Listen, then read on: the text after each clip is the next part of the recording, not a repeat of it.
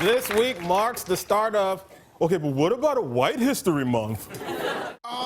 Black History Month. Black History Month. Black History Month, man.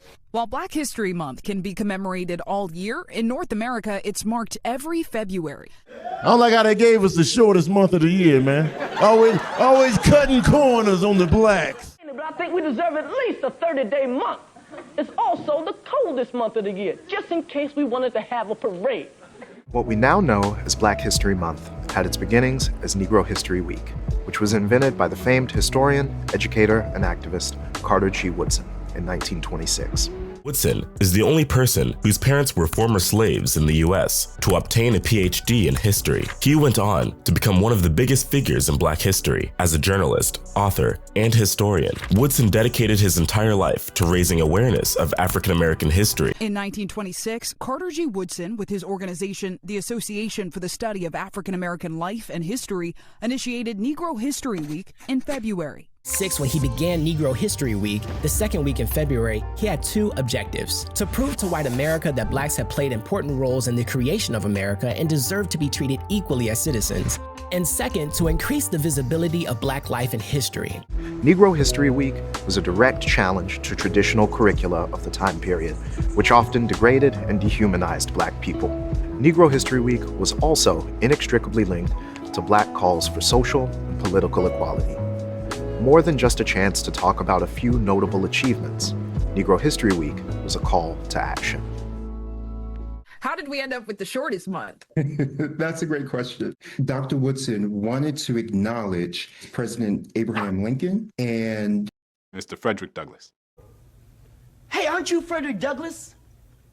Yeah, we studied about you in school yesterday, about how you were a slave and how you took your own freedom, and then began to fight for freedom and dignity for all our people. both people garnered the respect among African Americans.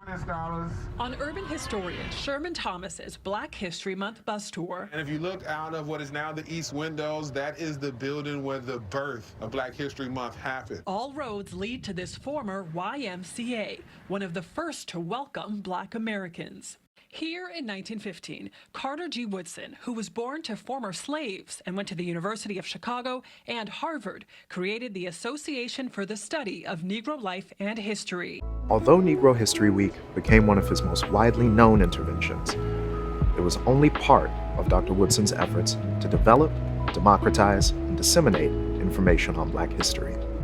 He also pursued this work through the establishment of the Association for Negro Life and History, its journals, the Journal of Negro History and the Negro History Bulletin, and textbooks, speeches, pamphlets, and materials for every grade level from college down to kindergarten.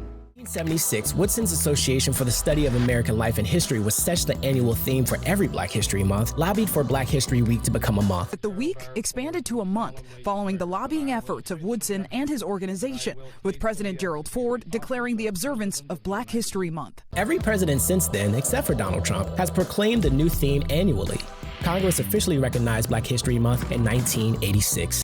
Black history is a moment to reflect on all of the nuances and particularly the richness of Black history. Evelyn Brooks Higginbotham is a Harvard history professor whose father worked with Woodson. For him, the idea of a week was never a week. It was always 365 days. He was a builder. He brought people together. Woodson didn't do this work alone. Moving from idea to reality took the dedication of thousands of Black teachers, most of them women, who were largely responsible for shaping the celebration through their work in the classroom. It also took the work of entire communities, including churches, fraternities and sororities, libraries and lodges, social clubs, and civic organizations. This reflected Woodson's desire to encourage lay people, not just academics, to preserve and present their own histories.